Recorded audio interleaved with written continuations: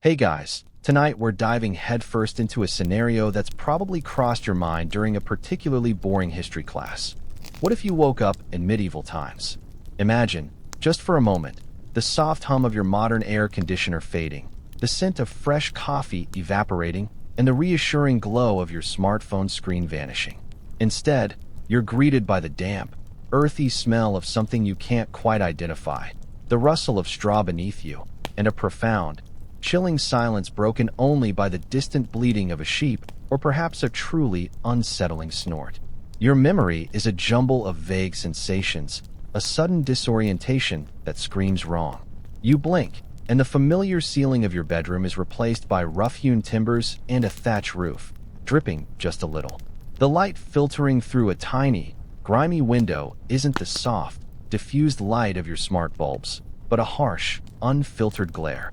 You probably won't survive this, by the way. Statistically speaking, your chances are pretty slim. So, before you get comfortable, take a moment to like the video and subscribe, but only if you genuinely enjoy what I do here. And if you're up for it, drop a comment with where you're listening from and what time it is for you right now. It's always cool to see how far these sleepy history lessons travel. Now, dim the lights, maybe turn on a fan for that soft background hum, and let's ease into tonight's journey together. You try to sit up, but your limbs feel heavy, uncoordinated. There's a persistent ache in your neck, and your mouth tastes like dust, and, well, you don't even want to consider what else. Looking around, the room you're in is less a room and more a crude, single-chamber hut. The walls are wattle and daub, a mix of woven sticks and mud, smeared unevenly, and the floor is packed earth, uneven and cold. No plush carpets, no polished wood, not even a splintering linoleum. This is raw, unadorned existence. Your clothes are wrong too. Gone are your comfortable pajamas or whatever you drifted off in. Instead, you're wearing something rough and scratchy, a coarse tunic that feels like it was woven from nettles, and a pair of equally uncomfortable breeches tied with a simple rope. No zippers, no elastic, just basic, utilitarian cloth that seems designed for durability over comfort. A chill seeps into your bones, not just from the damp air, but from the dawning realization of your predicament. This isn't a dream. This isn't a particularly elaborate escape room. This is different. The silence outside isn't truly silent. It's filled with the unfamiliar sounds of a pre-industrial world. A rooster crows, but it sounds more like a strangled gargle than the robust call you're used to. You hear the distant lowing of cattle, the rustle of wind through trees, and a faint, rhythmic thudding that you can't place. There's no hum of electricity, no distant traffic, no sirens. Just the raw, untamed symphony of nature and rudimentary human activity. You push yourself up, your muscles protesting, and shuffle towards the small, unglazed opening that serves as a window. The air outside is cool, damp, and carries a bouquet of smells that are utterly alien to your modern nose. Wood smoke, animal dung, damp earth, and something else, something vaguely unpleasant and metallic, a scent that speaks of unhygienic practices. Beyond the window, you see a scattering of similar huts, their roofs thatched, smoke curling lazily from small holes. A few scraggly chickens peck at the ground, and a small, shaggy dog trots past, casting a wary glance in your direction. The sky is an indifferent gray, promising nothing but more of the same. This, you slowly deduce, must be a village. A very, very old. Door would be a luxury in some of these humble dwellings. A quirky tidbit you might notice, if your stomach wasn't doing flip-flops, is the smell emanating from what appears to be the latrine pit just outside. It's an open secret, literally, that waste management was a suggestion rather than a regulated system. You'd quickly realize that personal space and privacy, as we understand them, are entirely foreign concepts here. Historians still argue whether the sense of community outweighed the constant olfactory assault. Stepping outside, or rather, stumbling out, you're hit by a blast of the unfiltered world. The air is thick with the pervasive scent of wood smoke, livestock, and something indefinably earthy and a little bit ripe. The ground underfoot is uneven, a mixture of packed dirt and stray pebbles, and you immediately feel the cold seeping through the thin soles of whatever medieval footwear you've mysteriously acquired. You glance down at your feet, noting the crudely fashioned leather shoes, far from the ergonomic wonders you're accustomed to. No arch support here, folks. Just pure, unadulterated foot pain waiting to happen. The village itself is small, perhaps 20 or 30 huts clustered together, all similarly constructed from rough materials. There are no paved roads, just well-worn paths crisscrossing between the dwellings. In the center, you can just make out what looks like a communal well, and perhaps a larger, more imposing building that might be a church or a lord's manor house, though it's hard to tell from this distance through the morning mist. The sky, still overcast, seems to press down on everything, lending an oppressive air to the already grim surroundings. It's definitely not the kind of quaint rural escape you see on Pinterest. Sounds, too, are amplified and raw. The distant braying of a donkey, the clucking of chickens, the murmur of unseen voices, and the creak of a wooden cart somewhere off in the distance. There's a constant, low buzz of flies, an ever-present hum that speaks volumes about the sanitation or lack thereof. You try to focus, to make sense of the visual and auditory chaos. You notice a few figures moving about, hunched over, seemingly engaged in early morning chores. Their clothes are simple, drab, and functional, much like yours. They move with a purposeful, almost weary rhythm, as if every step is an effort. You take a tentative step, then another, the strange, heavy fabric of your tunic rubbing uncomfortably against your skin. You feel an overwhelming urge to cough. The air quality is stark contrast to the filtered, climate-controlled environments you're used to. It's a lungful of history, whether you like it or not. Your eyes, accustomed to the sharp, clear lines of modern architecture and digital displays, struggle to adjust to the muted, earthy tones of the medieval landscape. Everything seems to blend, to be slightly out of focus, as if your brain is still trying to process the sheer lack of manufactured straight lines. A child, no older than 5 or 6, scampers past, chasing a scrawny chicken. The child is barefoot, dirty, and dressed in clothes that are more rags than garments. They move with an unburdened energy, completely at home in this rough environment. It's a stark reminder that life here begins hard and stays hard. No playgrounds, no iPads, just dirt, animals, and the constant struggle to exist. You realize, with a sinking feeling, that you have absolutely no idea what to do. Your modern skills, coding, driving, operating complex machinery, even just hailing a taxi, are utterly useless here.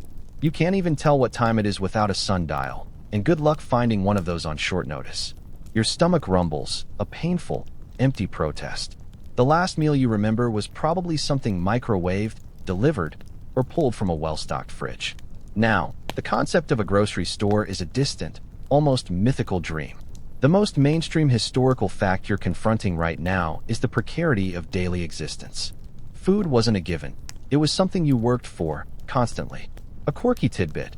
You might observe a distinct lack of personal space, as villagers would often live in very close quarters, sometimes even sharing their homes with their livestock for warmth.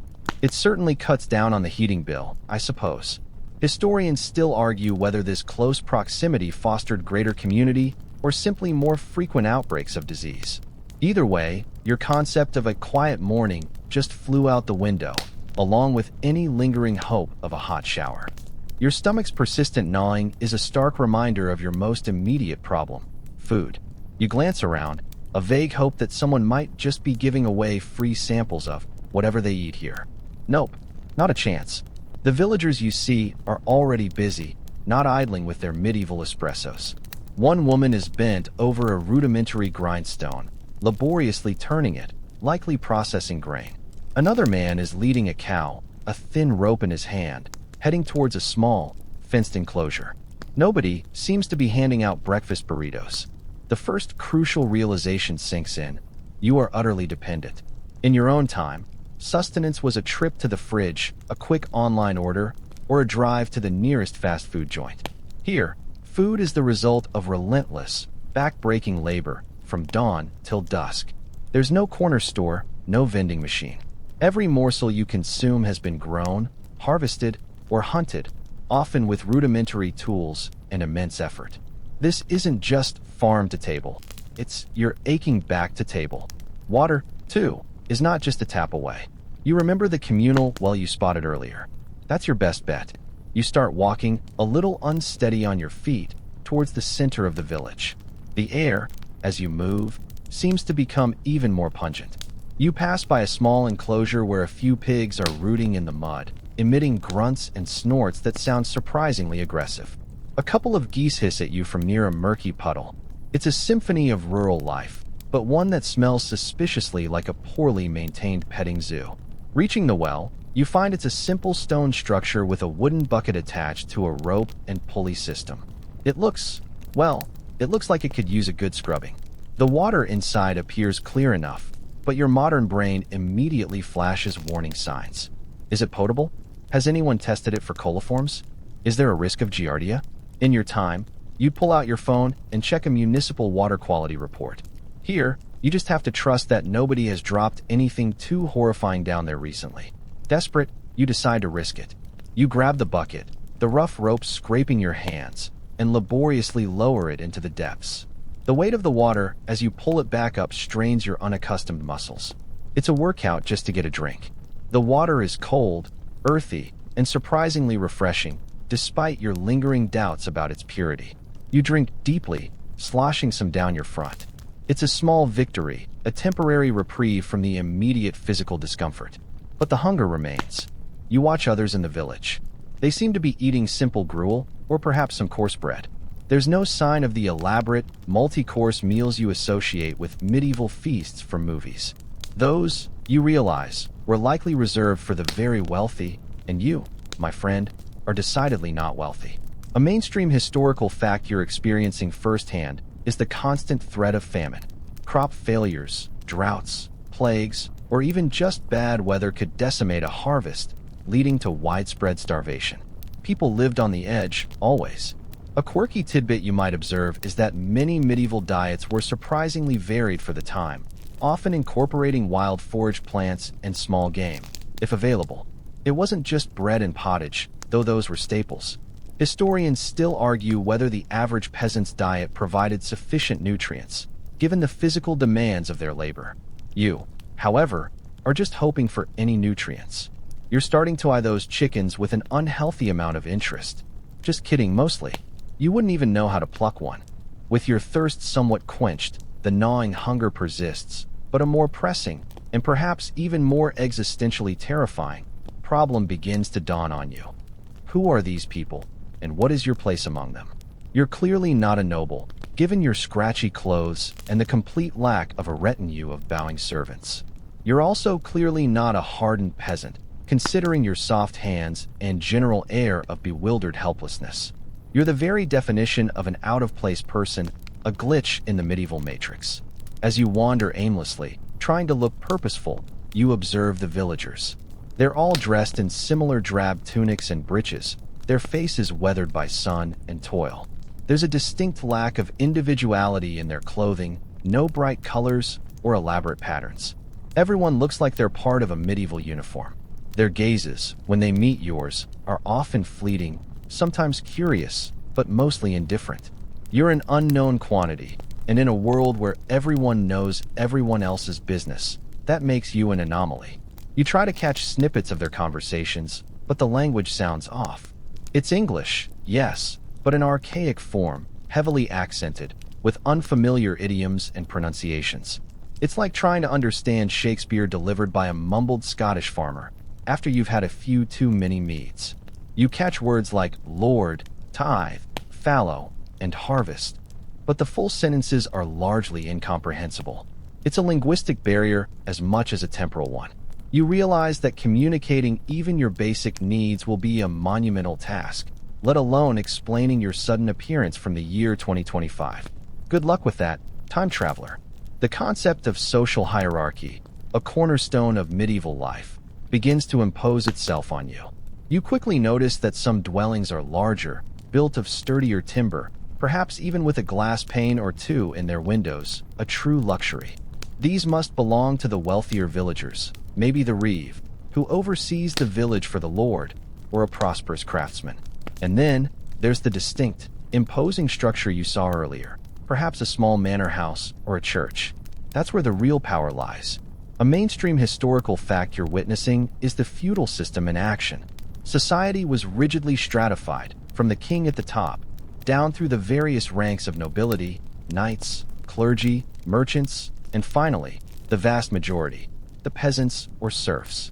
Your chances of upward mobility in this system are pretty much zero, unless you accidentally invent something world-changing like, say, the printing press, and even then, you'd probably be burned at the stake for witchcraft before you got tenure. You see a group of men gathered near what looks like a blacksmith's forge, hammering metal. They seem more robust, their clothes perhaps a little better quality. These are likely the skilled laborers, the artisans. Further away, a woman is tending a small flock of sheep, her face etched with a quiet resignation. She's clearly a serf, tied to the land, her life dictated by the seasons and the demands of the Lord. Your position, you quickly surmise, is likely somewhere near the very bottom. You're an extra mouth to feed, a person without a lord, without land, and without obvious skills that translate. You're essentially medieval homeless, without the benefit of a modern social safety net. Actually, there's no safety net at all, just dirt, and possibly some pigs. A quirky tidbit that might make you chuckle, despite your growing despair, is the sheer lack of personal names as we understand them. Many people might be known by their occupation, e.g., John the Miller, or their place of origin, e.g., Mary of York, if they weren't simply referred to by their relationship to another person. So, you wouldn't just be you, but you, who smells a bit funny and appeared out of nowhere. Historians still argue whether this naming convention fostered a stronger communal identity or simply highlighted the lack of individual autonomy. Either way, preparing your elevator pitch for who you are and where you come from is going to be incredibly awkward. The stark reality of your newfound social standing, or lack thereof, quickly morphs into the more immediate concern of daily life. You've survived the initial shock, the thirst, and the pangs of hunger, but now the vast, empty expanse of medieval time stretches before you, and you realize there are no apps for productivity or self-improvement here. Your modern concept of free time is a luxury simply non-existent for the vast majority of people. You watch as villagers are already engaged in their tasks. A group of women are kneeling by a stream, tirelessly scrubbing rough linen. The sound of their rhythmic beating against the wet fabric carries on the air. A younger boy, perhaps 10 years old, is attempting to herd a stubborn goat. He's clearly not having much success. Men, meanwhile, are out in the fields beyond the village, stooped over, performing what looks like endless, monotonous agricultural labor. There's no heavy machinery, no tractors, just human muscle, oxen, and basic hand tools. You realize that your soft, desk job hands are entirely unsuited for this kind of work. The last time you lifted anything heavier than a laptop, it was probably a carry-on suitcase. This is the very essence of medieval life for most, a constant, grinding cycle of labor dictated by the seasons. Spring means plowing and planting, summer means weeding and tending, autumn means harvesting, and winter means huddling indoors, repairing tools, and hoping your stored provisions last until spring. There's no weekend, no paid time off, no sick days. If you don't work, you don't eat. If you get sick, you might die. It's a brutal, unforgiving rhythm. A mainstream historical fact is that the vast majority of the population, easily 80 to 90%, were engaged in subsistence agriculture, meaning they grew just enough to feed themselves and pay their feudal dues. There wasn't much surplus, if any. You try to imagine yourself joining them, picking up a hoe, and starting to dig. The mere thought of it makes your back ache. Your body, accustomed to comfortable chairs and climate control, would rebel within minutes. You'd be the guy holding the hoe like it's a foreign object, probably whacking yourself in the foot within seconds. This physical ineptitude is not just embarrassing, it's a direct threat to your survival. Without a useful skill, you're a burden. And burdens, in medieval times, tend to get discarded. A quirky tidbit that might surprise you is the concept of open field farming. Instead of individually fenced plots, villagers often worked strips of land within large, unfenced fields, with decisions about what to plant and when being made communally. It's like a medieval co-op, but with much higher stakes and no artisanal cheese to show for it. Historians still argue whether this system was more efficient for resource management or simply a way for lords to exert greater control over their serfs. Either way, it means you can't just stake out your own little garden patch. As the morning progresses, you see people bringing out simple meals, A bowl of thin pottage, a chunk of dark, dense bread, maybe some dried cheese. Everything looks incredibly bland, yet you're ravenous enough to consider anything.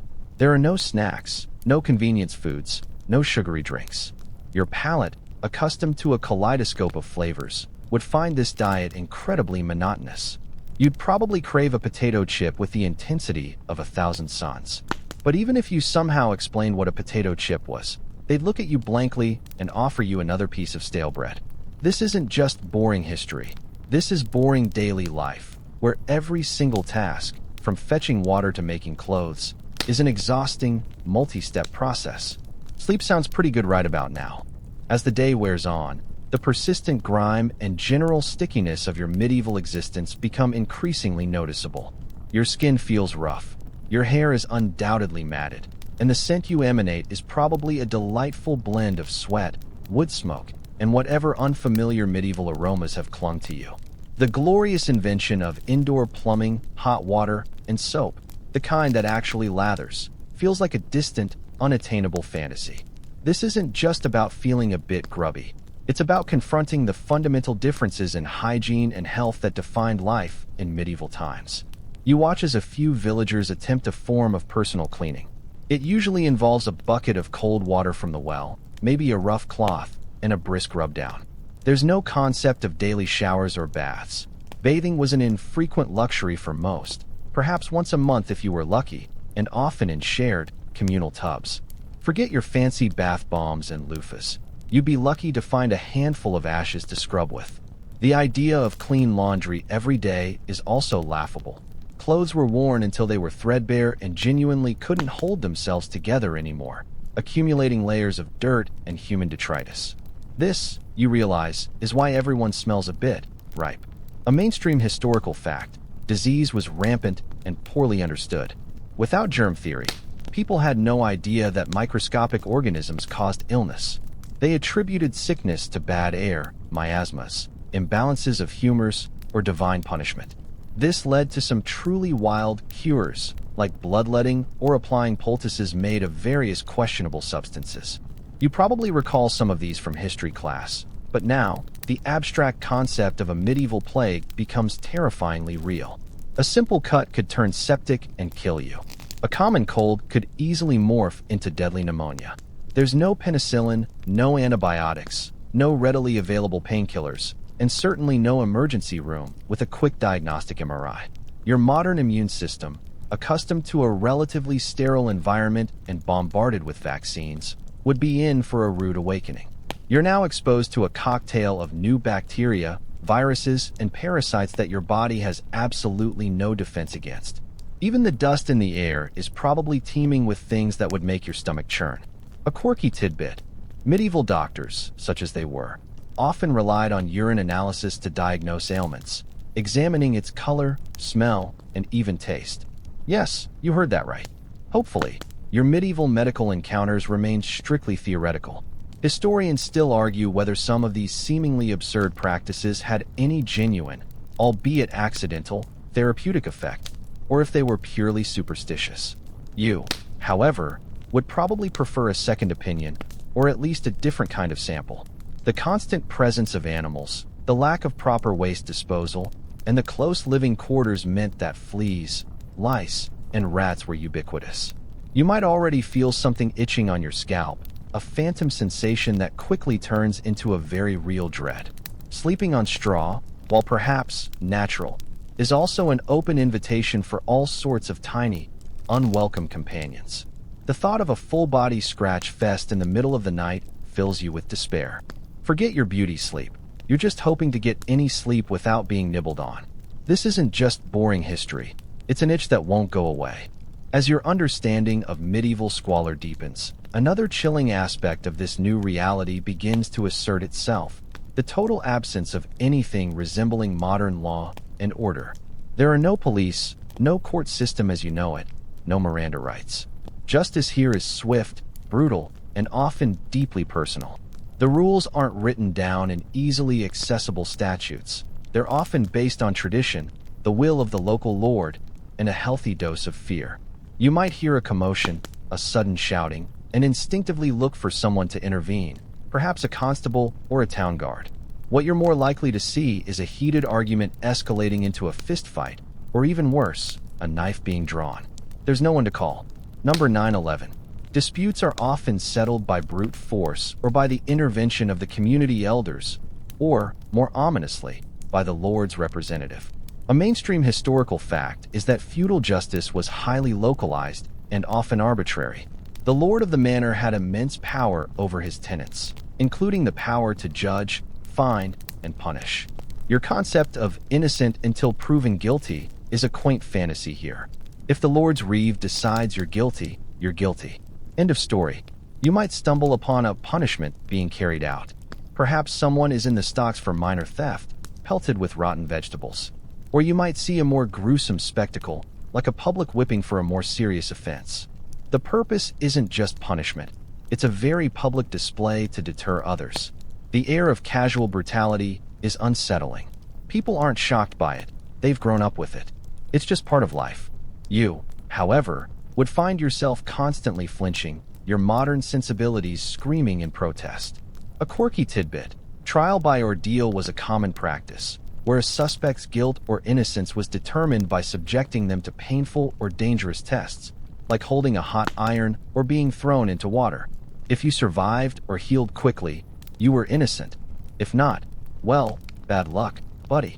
Historians still argue whether these practices were genuinely believed to reveal divine judgment or if they were simply a crude form of intimidation and social control.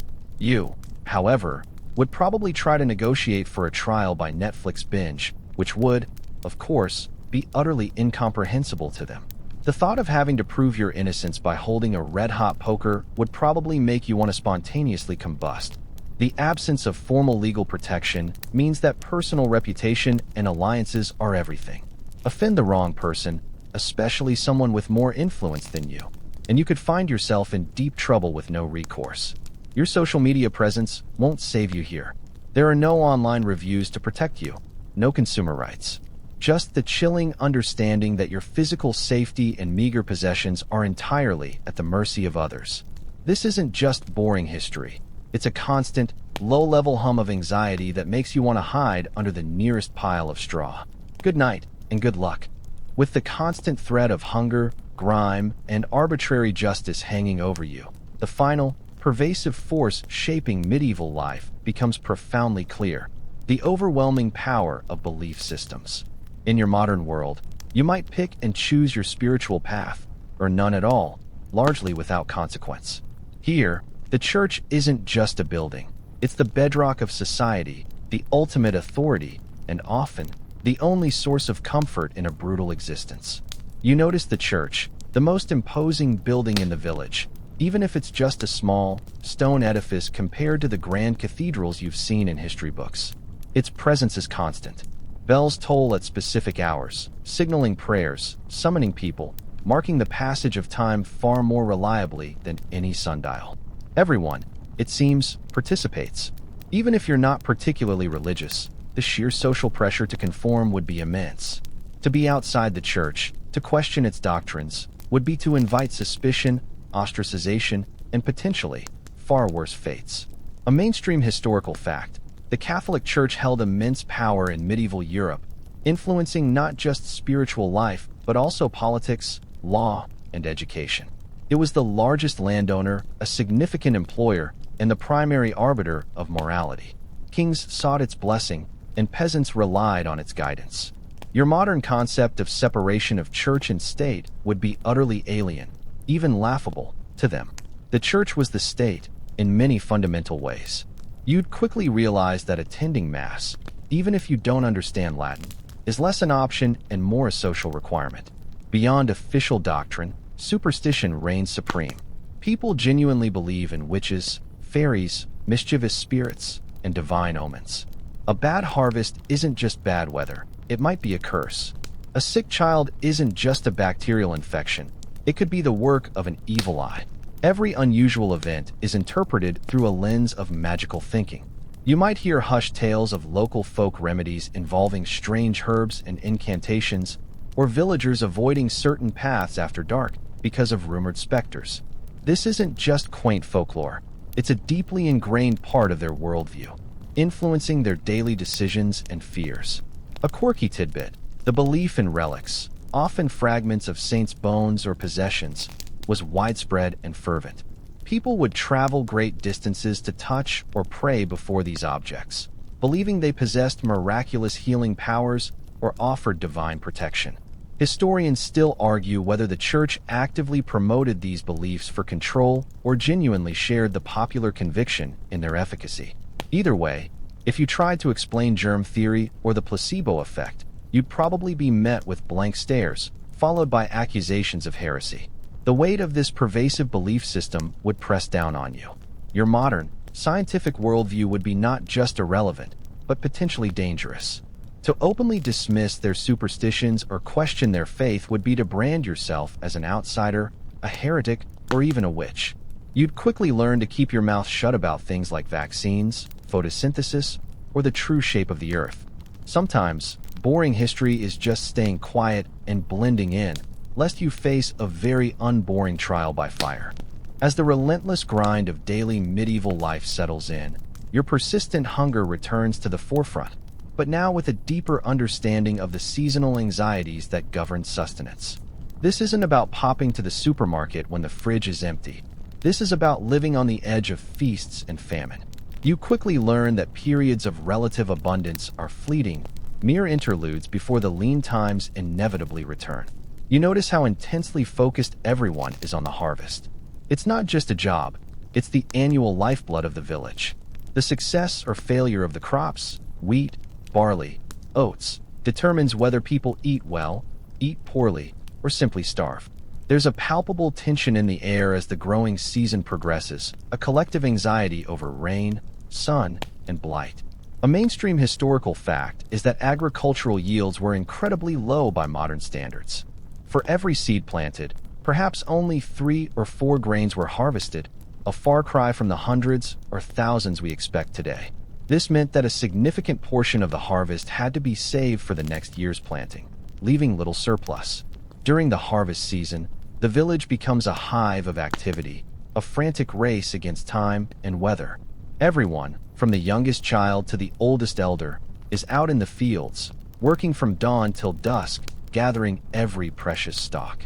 The sounds of scythes swishing, grain being threshed, and carts groaning under heavy loads fill the air. You, with your soft hands and even softer back, would be completely useless, likely getting in the way more than helping. The thought of sustaining yourself during this crucial period fills you with dread. How do you contribute if you can't even lift a bale of hay without collapsing? And then there's the other side of the coin, the lean months, particularly winter and early spring, when the stored provisions begin to dwindle. The meals become even more meager, the bread harder, the pottage thinner. You'd probably feel a constant, low-level hunger pang, a dull ache in your stomach that never quite goes away. The idea of snacking is absurd. Every bite is carefully considered, every crumb precious. Your concept of a feast would likely be a slightly larger portion of porridge, perhaps with a rare piece of cured meat and a weak ale. A quirky tidbit that might make you grimace is that during lean times, people would sometimes add things like sawdust or even finely ground bones to their flour to stretch their meager grain supplies, making the bread even tougher and less nutritious. Historians still argue whether such desperate measures contributed more to survival or to long-term health problems. Either way, your culinary experience in medieval times would be less Michelin star and more survival horror. Just try not to think about the caloric intake of a day spent hauling water and mucking out stables versus a modern office job. You'd be burning through calories faster than a medieval knight charging into battle, and with far less delicious fuel. Beyond the constant preoccupation with what you'll eat, you begin to grasp the incredibly limited world you now inhabit, particularly concerning trade and travel. Your modern life is built on global supply chains, instantaneous communication, and the ability to hop on a plane and be halfway across the world in hours. Here, forget it. Your immediate village and the few surrounding hamlets are pretty much the extent of your known universe. You'll notice that very few people leave the village, and those who do are usually merchants or perhaps soldiers. The paths are rough, often muddy tracks, not paved roads. Travel is incredibly slow and dangerous. A journey of just a few dozen miles could take days, fraught with risks from bandits, wild animals, or simply getting lost. A mainstream historical fact is that local economies were largely self-sufficient. Villages produced most of what they consumed, relying on trade only for essential goods they couldn't produce themselves, like salt, iron, or perhaps some exotic spices, which you probably wouldn't even recognize, let alone afford. You might see an occasional peddler, a traveling merchant pushing a cart laden with small wares, perhaps some simple tools, a bit of finer cloth, or needles. This is your Amazon Prime delivery service, and it's about as reliable as a medieval weather forecast. Prices would be negotiated face-to-face, often through barter rather than coin, and you'd have no idea if you were getting a fair deal. Your concept of a market would be a rare event, perhaps a weekly gathering in a nearby larger town, a day's journey on foot if you were lucky. This is where you might find a slightly wider variety of goods, but even then, it's nothing compared to your local department store. The sheer lack of goods, the limited choices, would be jarring. You'd yearn for the convenience of a mass-produced anything. Imagine needing a new shirt and realizing it has to be spun, woven, and sewn by hand, often from scratchy wool. Your desire for a new pair of sneakers would be met with bewildered stares, followed by the suggestion of another pair of crudely fashioned leather shoes, likely made by the village cobbler, assuming your village even has one. A quirky tidbit that might make you smile sadly is the medieval equivalent of online shopping reviews. The reputation of the craftsman or merchant. A good potter or a reliable blacksmith would be known for miles around, their name passed by word of mouth. Bad quality, however, meant swift ruin for their business. Historians still argue whether this reliance on personal reputation led to higher quality craftsmanship or simply perpetuated existing social inequalities. Either way, you couldn't just leave a one-star review for a shoddy plowshare. You'd have to actually confront the blacksmith, probably while he's holding a very large, hot hammer. So, you might just keep your complaints to yourself. This isn't just boring history. It's a profound sense of limitation, a world shrunk down to the size of a few fields and a muddy track. Just when you thought daily life couldn't get any more taxing, the underlying current of warfare and defense would make itself known. Your modern world, for all its conflicts, at least has the comfort of national armies and relatively defined borders. Here, every village, every manor, exists in a state of perpetual low-level tension, where the threat of raiding parties, rival lords, or even outright invasion is a very real, ever-present possibility. You might notice the men of the village, or at least some of the younger, fitter ones, occasionally drilling with crude weapons, staves, rusty axes, perhaps a few bows. This isn't for sport, it's a grim necessity. They're not professional soldiers. They're peasants learning to defend their homes, their families, and the Lord's property. Their training would be rudimentary, their armor non-existent, and their chances against a well-trained, professional fighting force, even a small one, would be slim to none. This isn't a Call of Duty video game. There are no respawns. A mainstream historical fact is that local lords maintained their own small retinues of knights and armed men, who form the backbone of any medieval military force. These knights, clad in mail or plate armor and riding war horses, were the tanks of the medieval battlefield, vastly superior to any peasant levy. Your village's best defense is probably a wooden palisade, maybe a ditch, and a very strong lock on the church door. If a true army came calling, your only real option would be to flee into the woods or hope the Lord's castle could offer refuge, and there's no guarantee they'd even let you in. You'd feel the constant anxiety in the air, a sense of vulnerability. Every stranger on the road, every distant plume of smoke, every unusual noise in the night could signal danger. The very concept of peace, as you understand it, a stable absence of conflict, is almost alien. Instead, there's just a fragile equilibrium, easily shattered. You'd probably find yourself instinctively looking for defensible positions, assessing escape routes, and generally developing a low-level paranoia you never knew you had. A quirky tidbit: medieval castles, far from being purely defensive structures, were also very much about projecting power and control over the surrounding lands. They weren't just stone walls, they were statements of authority, designed to intimidate as much as to protect. Historians still argue whether the primary purpose of early castles was truly defensive against external threats, or more about internal control and suppression of local peasant uprisings. Either way, for you, a flimsy wooden hut offers precisely zero protection. You'd probably be trying to figure out how to dig a bunker with a rusty shovel and a prayer. As if the physical hardships and constant threats weren't enough, you'd quickly become aware of perhaps the most profound limitation of all, the utter scarcity of education and knowledge. Your modern mind, brimming with information from the internet, books, and formal schooling, would find itself starved. There are no public libraries, no universities for the common folk, and certainly no Khan Academy. Information isn't free-flowing. It's tightly controlled and exceedingly rare. You'd notice that most villagers are illiterate.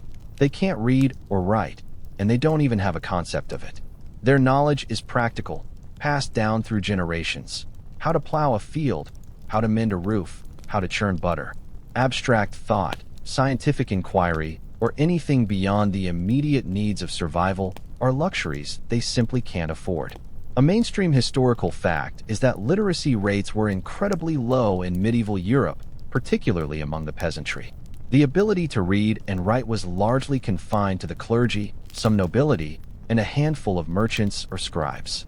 Your ability to read these very words would make you an intellectual giant in this era, though explaining the concept of words to most people might prove challenging. Trying to explain anything complex, like basic biology, physics, or even simple mathematics beyond counting on your fingers, would be met with blank stares, suspicion, or worse. You'd be speaking a foreign language of concepts they have no framework to understand. The idea that the earth revolves around the sun, that diseases are caused by germs, or that machines can automate labor would seem like fantastical tales or dangerous heresy. Your knowledge, your most powerful modern asset, becomes largely useless, a secret burden. A quirky tidbit: the very act of copying text was often done by hand by scribes, primarily monks, in monastic scriptoria. This made books incredibly expensive and rare, often chained to desks in libraries to prevent theft. The average peasant would likely never even see a book in their entire lifetime, let alone own one. Historians still argue whether the church's near monopoly on literacy stifled intellectual progress or was necessary to preserve knowledge during a turbulent era.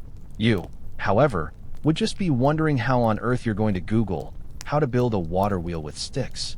The isolation of this intellectual desert would be profound. No news from outside the immediate area, no understanding of history beyond local legends, no scientific method to test ideas. Your mind, accustomed to constant stimulation and access to information, would feel the dull ache of intellectual stagnation. It's not just that you couldn't access knowledge, it's that the very idea of curiosity, of seeking out new information for its own sake, would be a foreign concept to most. This isn't just boring history. It's the profound, stifling quiet of an era before enlightenment, where ignorance wasn't just bliss, it was often the only option. Amidst the relentless toil and constant anxieties, you might eventually notice that even in this harsh world, people find ways to unwind. Your concept of leisure and entertainment, however, would be drastically redefined. Forget Netflix, video games, or even a quiet evening with a good book. Here, recreation is simple, communal, and often tied to the rhythms of the seasons or religious festivals. You might witness children playing rudimentary games, chasing each other, rolling hoops with sticks, or perhaps playing with crudely carved wooden toys. Adults, after a long day in the fields, might gather around a crackling fire, telling stories, singing simple songs, or playing basic musical instruments like flutes or drums. The tunes would be repetitive, the stories often moralistic or based on local legends. This isn't about escaping reality. It's about finding small moments of respite within it. A mainstream historical fact is that community gatherings and religious festivals were the primary forms of entertainment. Feast days, saints' days, and seasonal celebrations, like harvest festivals, provided much-needed breaks from labor. These occasions would involve feasting relative to their usual diet, of course, drinking ale, dancing, and sometimes simple theatrical performances or wrestling matches. These weren't just parties. They were crucial social events that reinforced community bonds. you'd likely be dragged into the dancing, whether you had two left feet or not. The lack of personal space extends to entertainment too. There's no alone time for hobbies. Everything is shared, collective. You wouldn't be able to just pop in your headphones and zone out. The idea of individual entertainment is almost non-existent. Your modern hobbies, be it painting miniatures, perfecting your sourdough starter, or even just scrolling through TikTok, would be utterly meaningless here. Your ability to play a complicated board game like chess might garner some respect, but you'd be hard-pressed to find opponents, let alone anyone who understood the rules. A quirky tidbit: animal baiting, like bear baiting or cockfighting, was a popular form of entertainment, often drawing large crowds. While abhorrent by modern standards, it was a common and accepted pastime.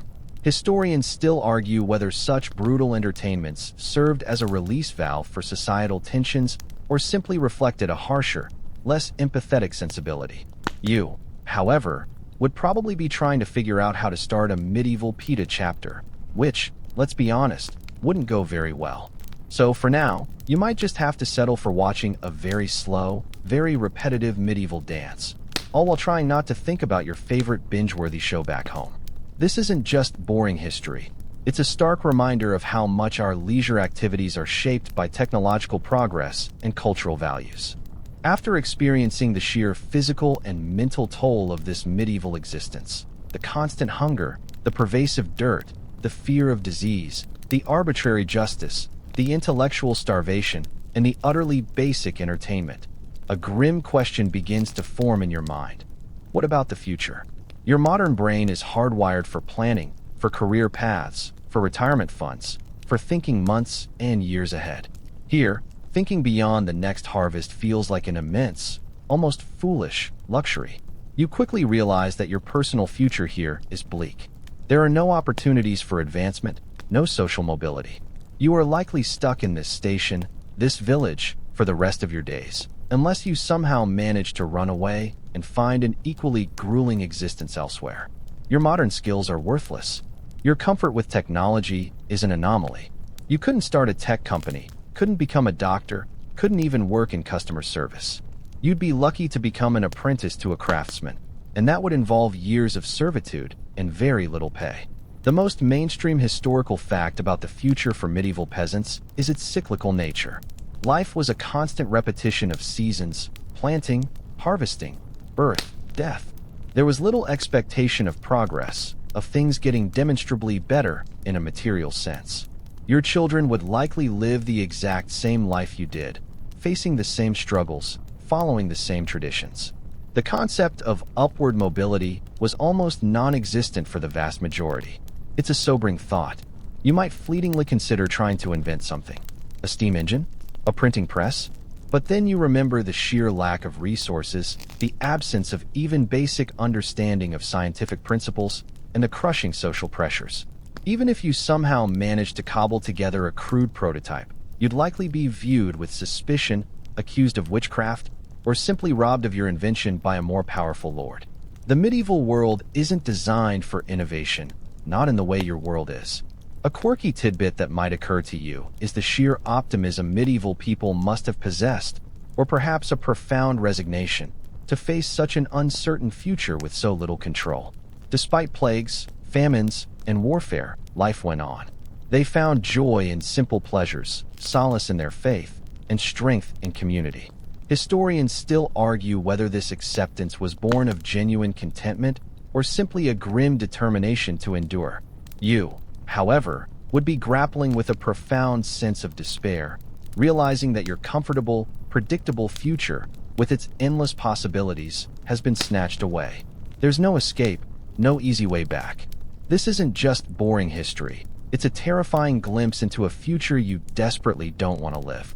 And so, after navigating the harsh realities of medieval life, from the ever-present stench to the chilling grip of feudal law, you arrive at the most profound and persistent feeling of all, the deep, aching longing for home.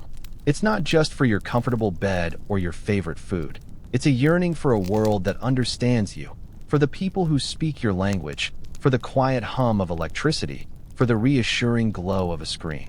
Every moment spent in this crude, unforgiving past serves only to amplify the contrast with the future you left behind. You miss the simple act of turning on a light switch, the miracle of clean, hot water, the boundless information at your fingertips, and the freedom to choose your own path. You ache for the taste of a truly cold drink, for the soft fabric of modern clothing, and for the sheer volume of choices available for everything, from breakfast cereal to career paths. The mundane aspects of your previous life, once taken for granted, now shimmer with the unreachable allure of paradise. You might stare up at the night sky, seeing the same stars but feeling an insurmountable distance from them. Your phone, if you still had it, would be a useless brick, unable to connect to any network, a poignant symbol of your isolation. The vastness of time that separates you from your own era feels like an unbridgeable chasm. A mainstream historical fact is that medieval people had a very limited understanding of geography beyond their immediate region, let alone the concept of different time periods. Trying to explain your predicament would be an exercise in futility, likely leading to accusations of madness or demonic possession. The idea of going home is not just a wish, it becomes a consuming obsession. You might spend countless hours replaying memories, picturing your loved ones, your apartment, your daily commute. Each memory is a double-edged sword, offering a fleeting comfort before plunging you back into the stark reality of your medieval prison. You'd probably find yourself talking to yourself, muttering about Wi-Fi signals or the price of gas, just to hear the words from your own time, a desperate attempt to cling to sanity. A quirky tidbit that might bring a tear to your eye is that for medieval people, the concept of a true home was often very different. Many were tied to the land, moving rarely, their identity intrinsically linked to their village and their lord. Their longing might be for the end of a harsh winter or for a bountiful harvest, rather than for a completely different life. Historians still argue whether medieval people truly felt a deep longing for progress, or if their faith provided enough solace. For you, though, the longing is undeniably visceral, a constant, gnawing pain in your chest. You'd trade all the historical facts in the world for a single, warm, fast food meal and the chance to just scroll through social media one last time. This isn't just boring history. It's the raw, unadulterated heartbreak of being utterly, irrevocably lost in time. Now, as the echoes of the medieval world begin to fade, let your mind gently drift back to the soft comfort of your own bed, in your own time. The smells of wood smoke and damp earth are replaced by the familiar scent of your sheets, the distant braying of donkeys by the quiet hum of your modern home. The anxieties of medieval life, the constant hunger, the fear of disease, the harsh justice, recede into the realm of what-ifs, mere whispers of a challenging past. Feel the warmth of your covers, the gentle rise and fall of your breath.